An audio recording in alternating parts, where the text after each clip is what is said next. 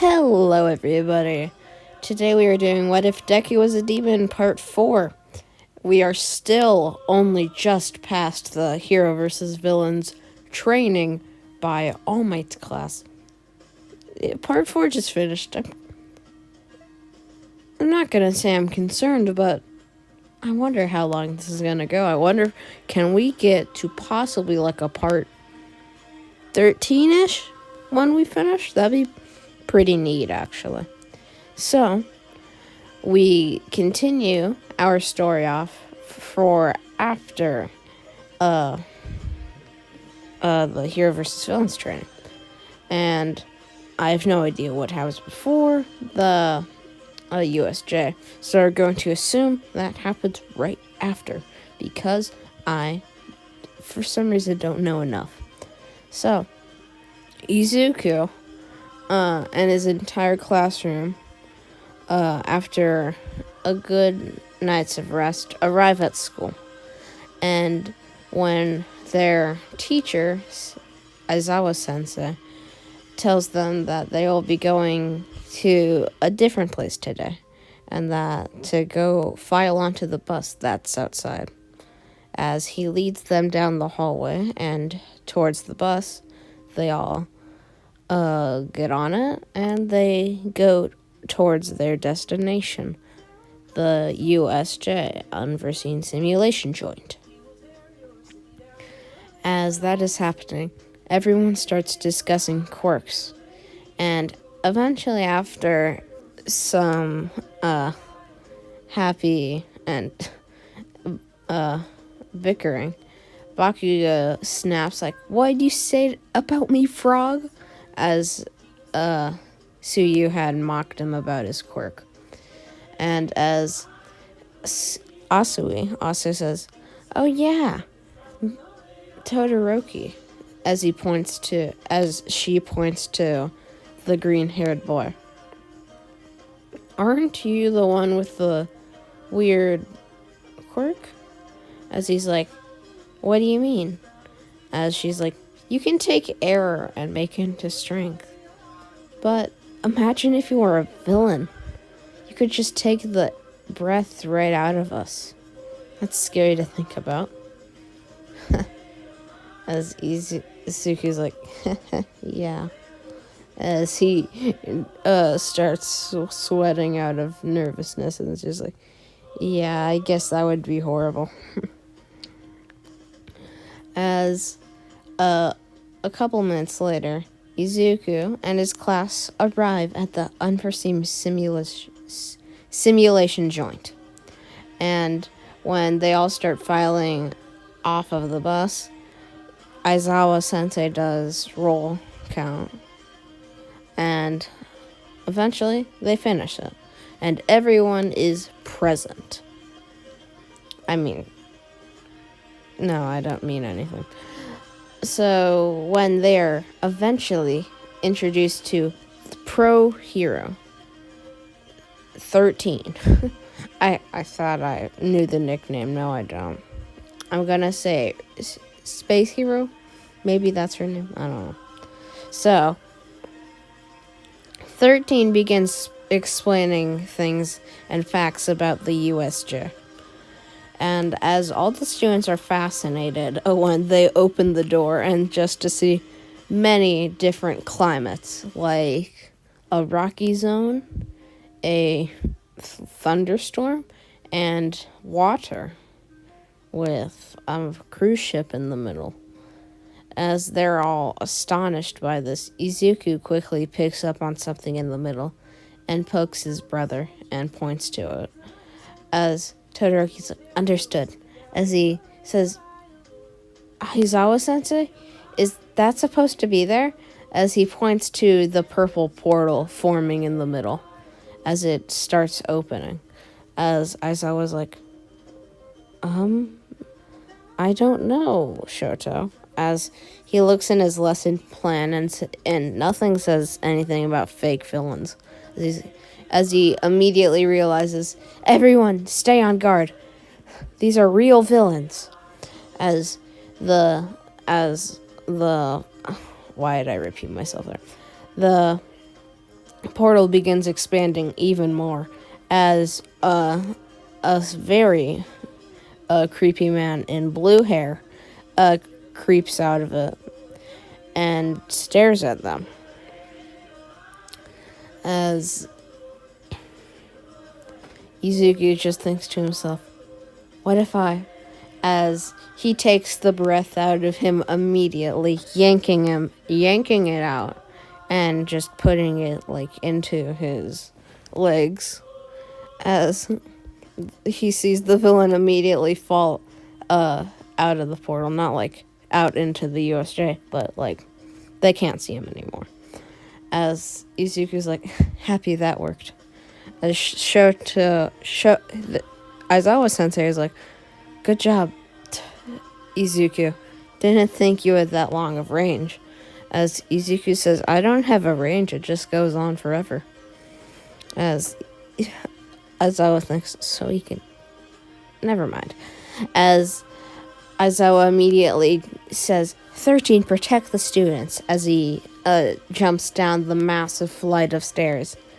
As Izuku's like, we can't let him have all the fun, guys, as they all begin charging down the ramp. As Aizawa thinks, problem child. As all of the students and Aizawa begin fighting the robots. Why did I say robots? The villains. And Izuku, as his entire class is fighting the villains, eventually Tenya Ida speeds towards Shigaraki, but is blocked by a blue beast with its brain exposed. As Ida looks up to it, it kicks him in the gut, to his metal gear, obviously. But Ida is immediately soaked in his own blood, as Ida looks up to see the Nomu grab his hair and begin slamming him onto the ground with his head. As Aizawa and the rest of the students have noticed, they begin attacking the beast. As 3 or 4 students begin also fighting Shigaraki, as Kurogiri finally gets out of the portal, having... well, no, not like getting out of the portal, like forming. As Kurogiri's like, sorry, master. As Shigaraki's like, I could have died, Kurogiri. Now help me with the brats. As they begin fighting. The people fighting Shigaraki are Bakugo, Kirishima, Yuga, well, aka Aoyama, and Momo Yayorozu. Yeah. So, as everyone's trying to defeat the Nomu turns behind him and straight up kicks Denki in the head. His head nearly falls off. Most of his skull was just gone. Just like that.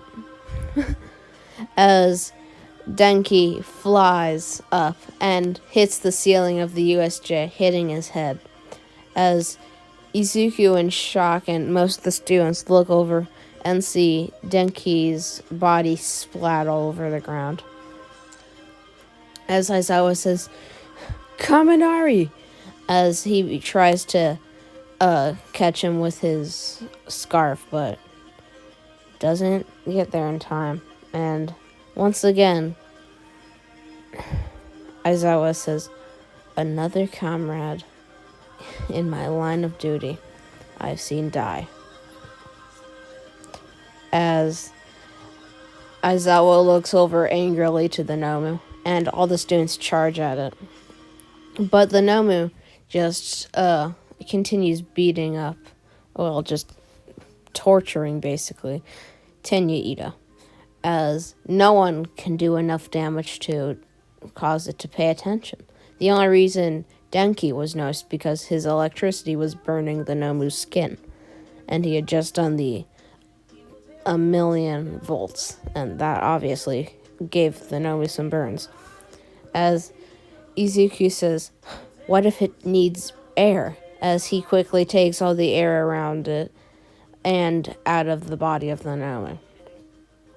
As he hears coughing noises from the Nomu, the Nomu skin goes from blue to purple, as the Nomu had no air, so the body just fell over and stopped working, because Izuku made a new little ability where he could make an air blockage around the target and prevent air from going and filling in that gap.